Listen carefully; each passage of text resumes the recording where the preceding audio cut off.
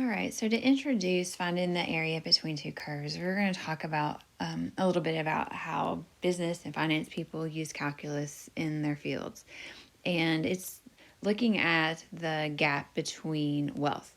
And so the statement says that in 2012, the New York Times claimed that the wealthiest 1% of people in the country received just under a fifth of the country's pre-tax income. So the wealthiest 1% basically earned 20% of the country's income for that year. And so we're going to look at a curve that's used called the Lorenz Curve that gives the population of the total income earned by the lowest proportion of the population. All right, so for example, L of 0.90 equals 0.55 would mean that the poorest 90% earn 55% of the total income. All right, so for example, L of 0.25 would mean the lowest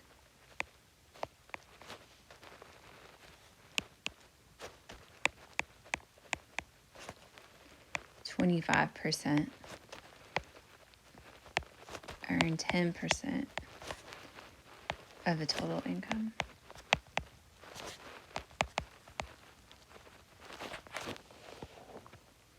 All right, if everyone earned exactly the same amount of money, then L of 0.3 should be 0.3.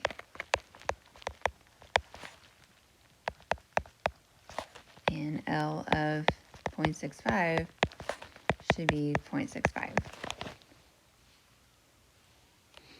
Okay, and so we have a Lorenz function for a particular country.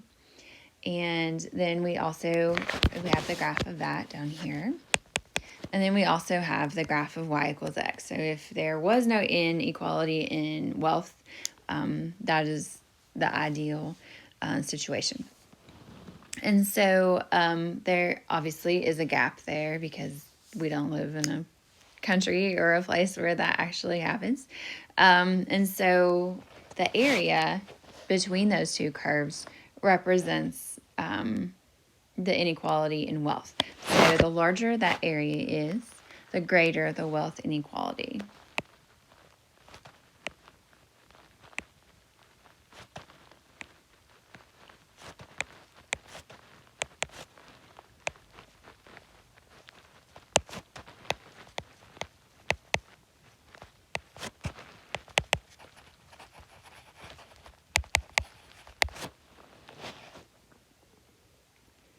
All right, then it asks to give a too high or too low area. And this is the whole area of the grid is going to be 1. And so you could say too low is 1/10.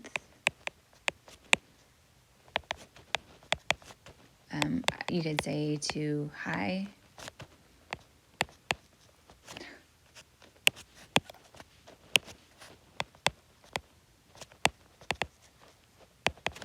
would be 1/2 to the area in between the area A. All right. So let's say we're going to approximate the area of region A, and we're going to split the area into 10 rectangles. And so we have one little rectangle right there, the blue shaded rectangle to represent it. We're going to go back and try to review how we did this with Riemann sums. So if we want to find the width of each rectangle, we're going to use the whole interval, which is from 0 to 1. So we're going to subtract those and divide by how many we need, which is 10. All right, so the width of each rectangle is going to be 1/10.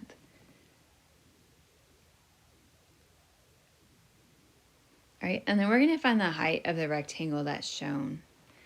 And so we know the distance from the x-axis to here is going to be 0.7, but I don't want that whole distance, right? So I don't want this bottom part right here. I didn't mean to erase the whole thing. That's okay. So I know I would take that total distance from the x-axis to the top of the rectangle. This is the the line y equals x, that's going to be 0.7. All right, and then it almost looks like it crosses exactly at 0.2, but it's not exactly. We're going to use the height, or the height of that curve right there, which is going to be the Lorenz curve of that 0.7. All right, and then you would need to use a calculator to figure that out because that's kind of a crazy formula. So I already did that, and I got that when you put in 0.7 to that, you get 0.2648, which is going to give us a height of that rectangle of 0.435. So basically what that means is there's a 43.5% gap between the poorest 70%, what they earn, and what they could earn if there was perfect equality. So 43.5% gap for 70% poorest, or the poorest 70%.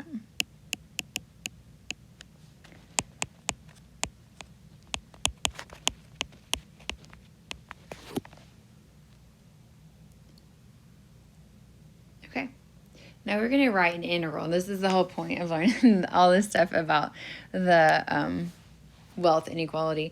We're going to write an integral to represent that area. So we will need to fill the whole area A.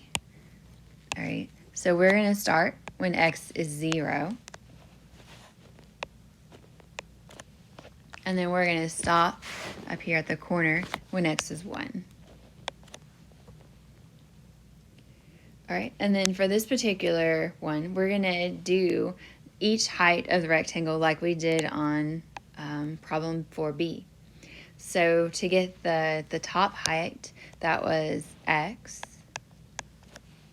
And then we subtracted the Lorenz curve from that to subtract away the part that we didn't want. And then that's going to be dx.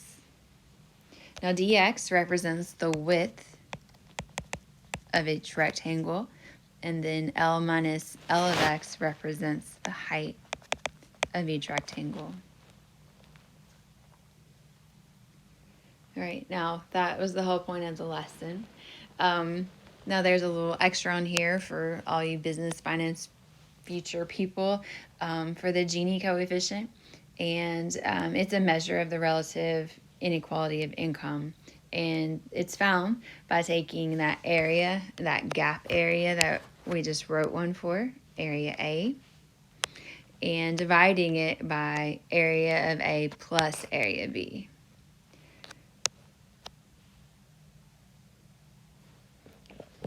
So in a calculator, you could do the integral from 0 to 1 of that function.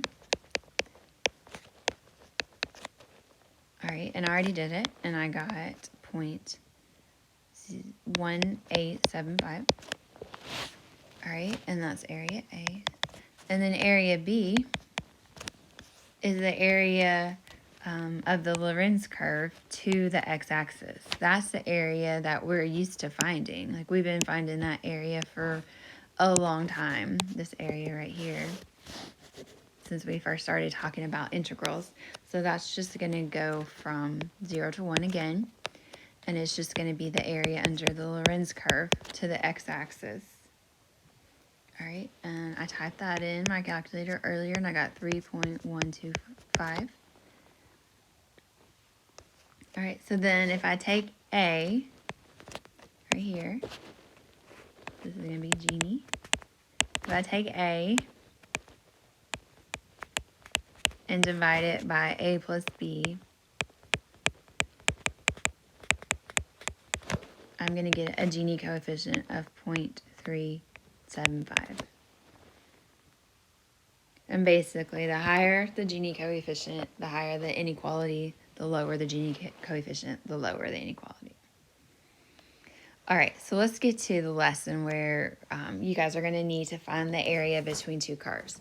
Now, sometimes the curves are represented in terms of X, which is this lesson. And then tomorrow's lesson is going to be the areas represented, or the functions are represented in terms of Y.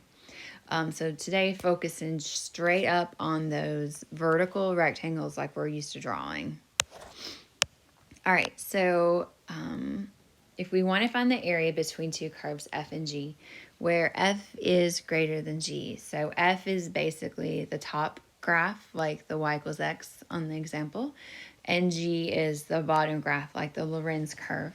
That area is going to be given by the integral from a to b that comes from the interval of f of x minus g of x dx, where f of x is the upper curve and g of x is the lower curve.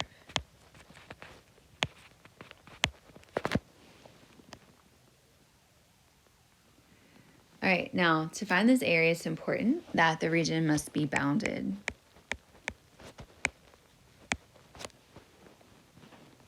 And you guys always need to remember that the area is positive.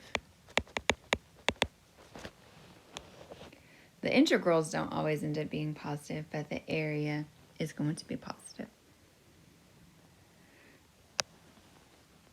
All right. Now, one thing that happens that makes this definitely more challenging is that sometimes the upper and lower functions switch. For example, let's just do a little sketch. We have a function that looks like this that we'll call f of x. Right?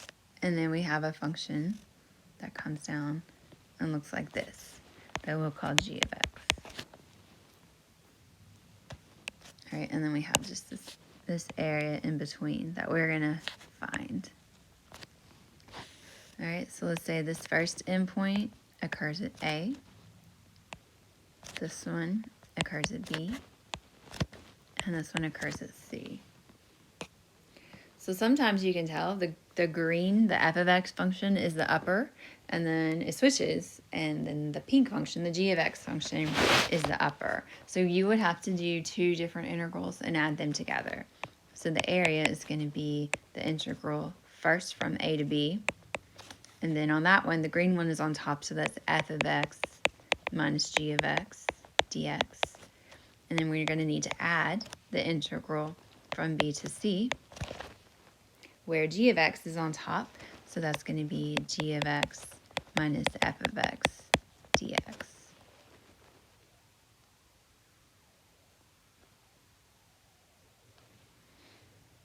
Okay, so let's do some examples. Now, it's super important that you see these sketches. And you may sketch them by hand, or if you're at home and you have your calculator, you can sketch them by calculator. But no, that is possible. You'll have to do a problem like this on the non-calculator part of your AP test. So I'm going to do as many of these as that I can by hand, just to remind you. So anyway, on example 1, we're going to find the area of the region enclosed by y equals x and y equals x squared minus 2. So y equals x is a super easy graph to graph. So I am just going to draw a straight line. That's super straight. That's close. For y equals x.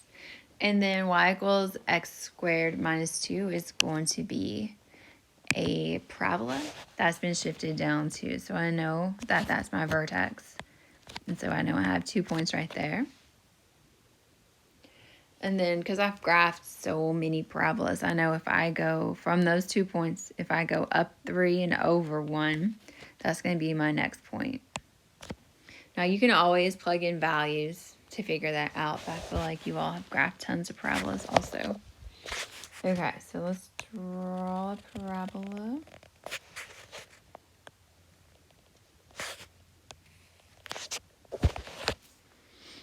All right, and so what I'm looking for when I do this problem is the area of this shaded region. So that's the area enclosed by those two graphs. All right, so I'm going to do my left intersection point, which happens when x is -1, and my right intersection point, which happens when x is 2. And then I'm going to take my upper graph, which is the y equals x, and then subtract my lower graph from that. And that's how you set it up. Now this is one that we can do by hand. It's polynomial. It won't be too difficult. So I'm just going to go ahead and distribute and then just put my terms in order, descending order. All right, so then I'm ready to integrate. So I'm just going to add 1 to the powers and divide by my new powers.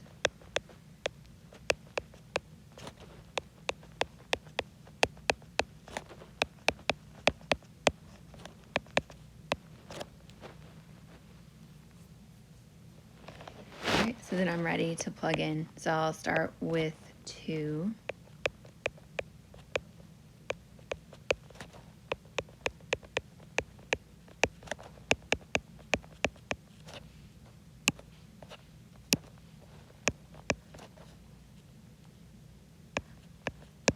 Right, and then I'm going to subtract plugging in 1.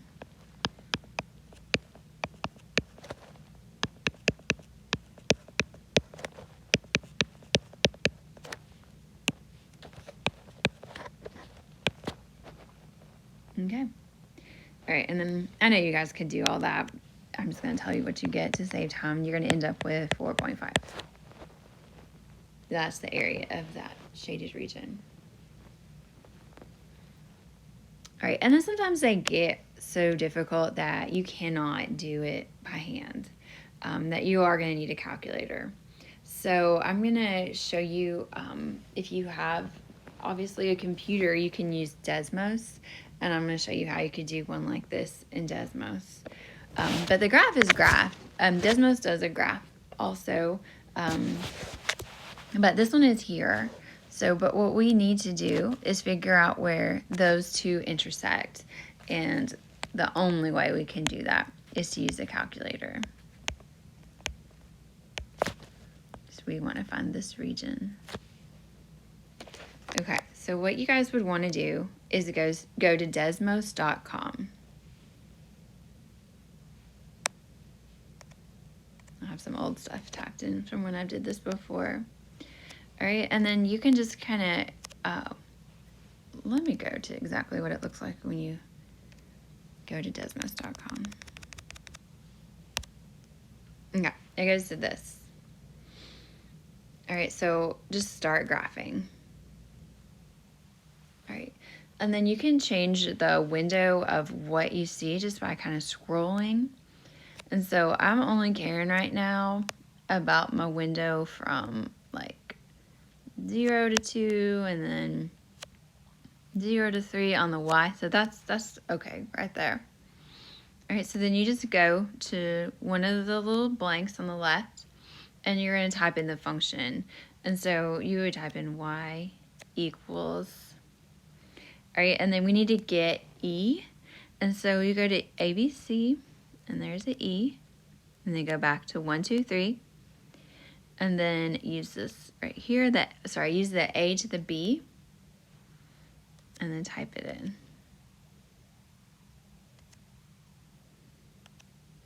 And then you have one for x squared. Uh-oh.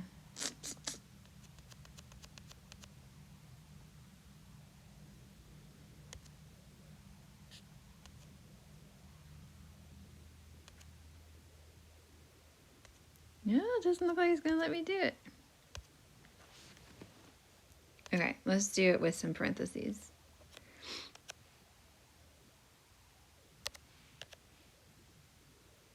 There we go.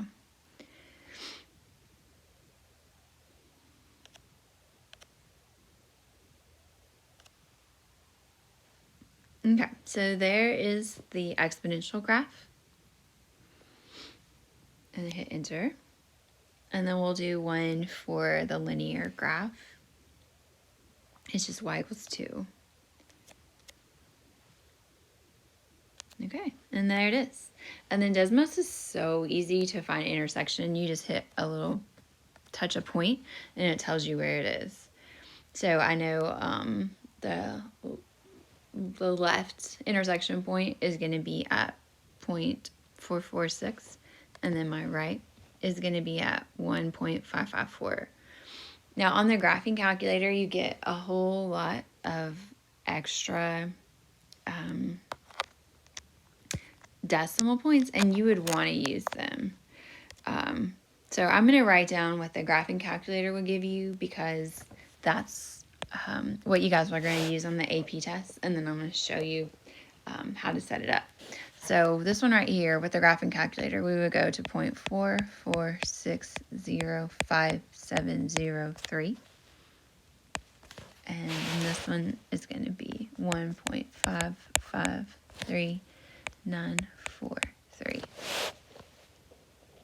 Now, for your purpose of doing your homework, go ahead and use Desmos.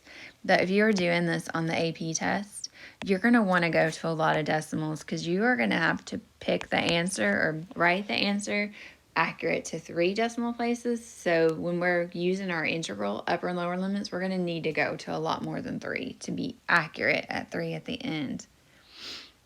And so what you would do is say that this one is A and this one is B. And then you would actually store them in your calculator that way.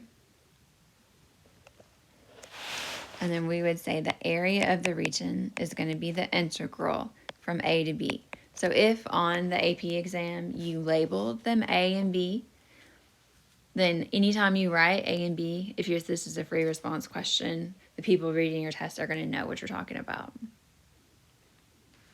All right, and then we would go from E to x minus x squared minus 2 dx. Now you can actually do this on Desmos too. So let me go back to that. Now, if you have a graphing calculator, just don't worry about any of what I'm saying right here and just do it on the calculator like we always do. But on Desmos, there is integrals. So let's just say y equals, because the answer will be where the function is going to end up being graphed. And then click the functions button and then go to miscellaneous. So miscellaneous has derivatives and miscellaneous has integrals. So you would choose the integral. All right, and then I'm going to type in a lot of decimal places. So 0.4460570. And again, if you guys are doing this on the TI-83-4, then you can store those values and then you don't have to type them again. You can just type A and B. All right. And then I just clicked where it needed to be. I probably could have hit the over arrow. All right. And then I'm going to go and do my E. Go back to ABC. And then A to the B raises it to a power. Now, because I have multiple terms, I am going to use the parentheses.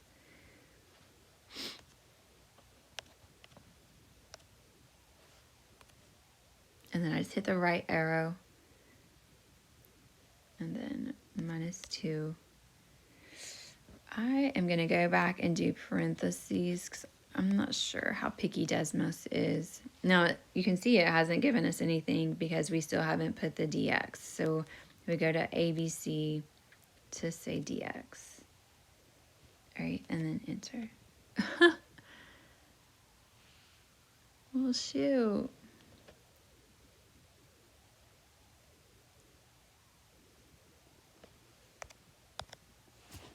Okay. Well, it worked earlier on something else. This says it's undefined. It really isn't.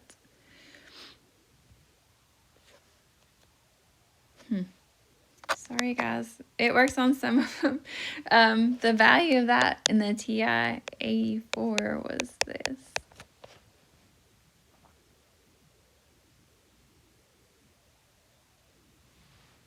All right, so if you don't have a graphing calculator, set them up, try it on Desmos. If it doesn't work, then hopefully at some point we'll be back at school and you all can see how it works on the calculator.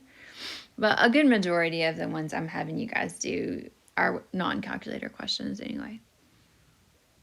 Okay, and then this is that last situation whenever the upper and lower functions switch. So we'll have to do multiple integrals on this one. So I'm going to zoom in so you can see it a little better. So look at that. I do have two functions. One of them is cubic and one of them is quadratic. And so you can tell, hopefully you can tell, this one is the cubic one. And this one is the quadratic one. All right, so for the first part, where the bounded region is from 0 to 2, the quadratic one is on the top, is the upper. So we would say A equals the integral from 0 to 2. And then we're going to do upper minus lower. So quadratic is upper. The quadratic one was 4x minus x squared. From that, we're going to subtract the lower, which is the cubic.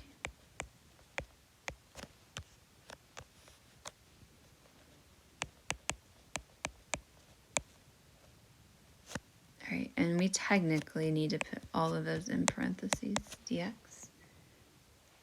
All right, and then we're going to add. It changes over, the upper and lower changes on the region from 0 or from 2 to 4. All right, for that section, the cubic is the upper, so we have to do the cubic minus the quadratic. All right, and those need to be in parentheses. Now I did go ahead and solve this one by hand. It's not too terrible just because it's all polynomials again.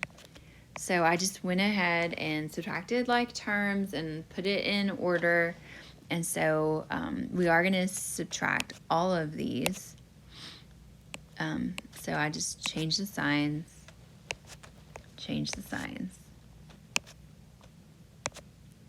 All right, so I'm going to go from 0 to 2.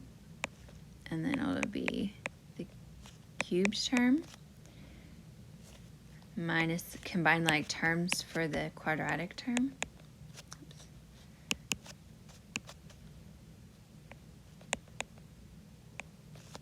Hold on, goodness. My brain is moving faster than it needs to. All right, and then combine, there is no like terms for the linear. All right, and then we have the second one. We'll do basically the same thing.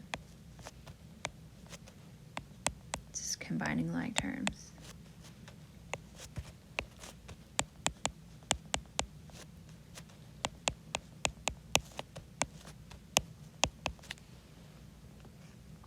All right, so then we'll integrate.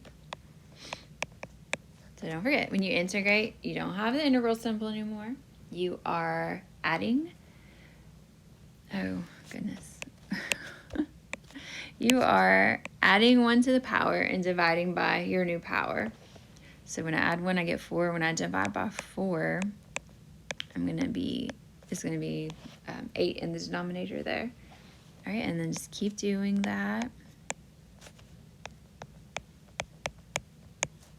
All right, then we're going to plug in 0 and 2 in a second. All right, same thing for this one.